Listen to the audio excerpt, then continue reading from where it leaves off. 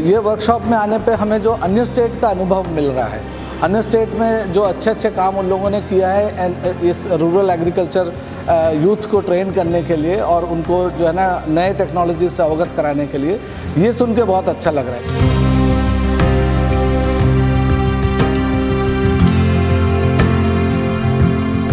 क्योंकि जब अपन ज़िले में काम करते हैं तो बाकी देश दुनिया में क्या हो रहा है इसके बारे में हमें फर्स्ट हैंड इन्फॉर्मेशन नहीं मिल पाता है, तो वो जो यहाँ अपॉर्चुनिटी मिला ये बहुत अच्छा है।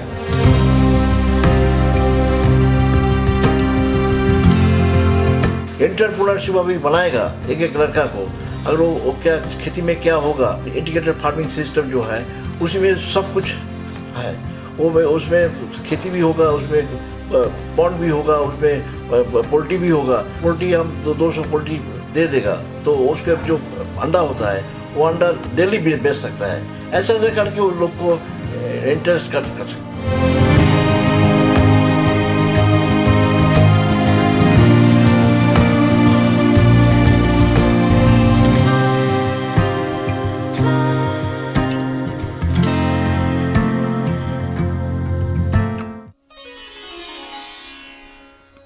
भारत एक कृषि प्रधान देश जहां हर खेत में मेहनत की कहानियां लिखी जाती है,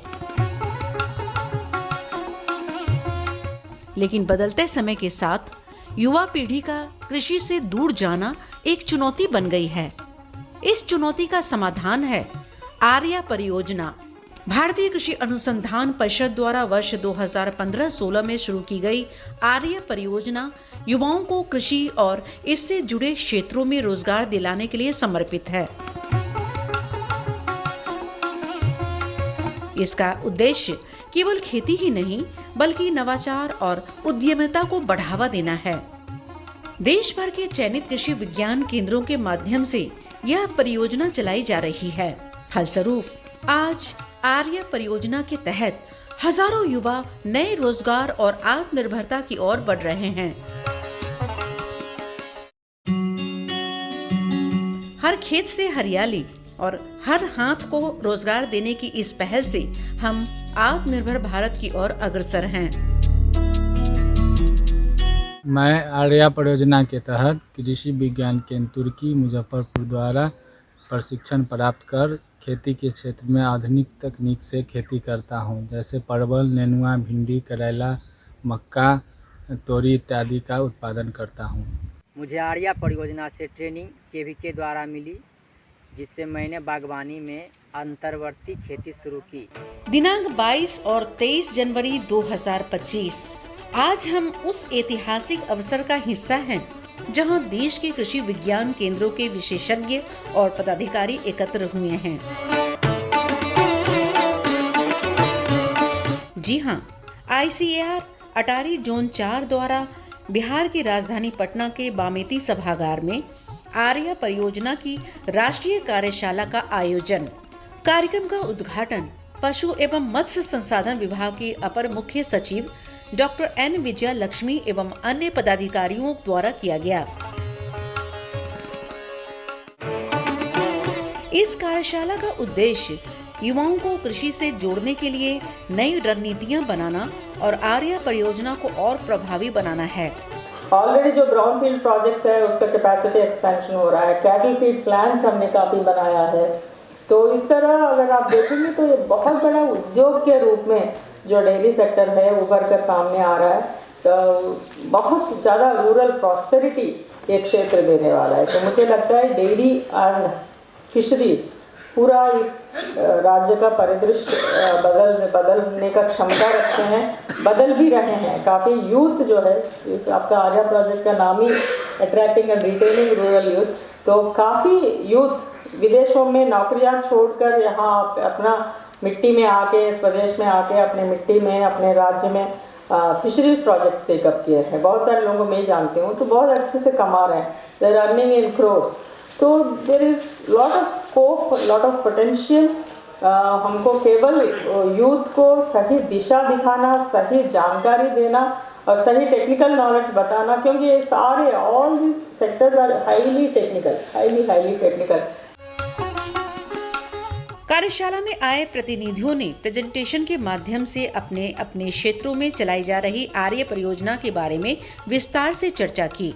Production of planting material, quality planting material of seed, fruits and vegetables, and he's selling, sir, I am sending trucks of loads of quality planting material across the eastern India, be it Bihar, be it this one Odisha, be it West Bengal, and then he's employing more than 100 people, and he's providing employment to so many people. He's also giving training to our agricultural graduates.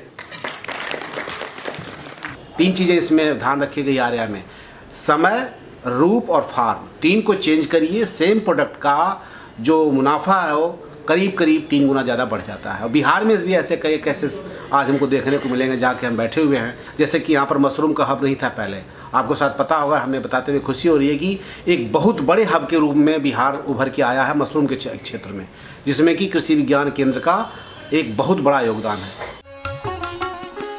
वहीं समापन सत्र में भविष्य में होने वाले कार्यक्रमों पर चर्चा की गई।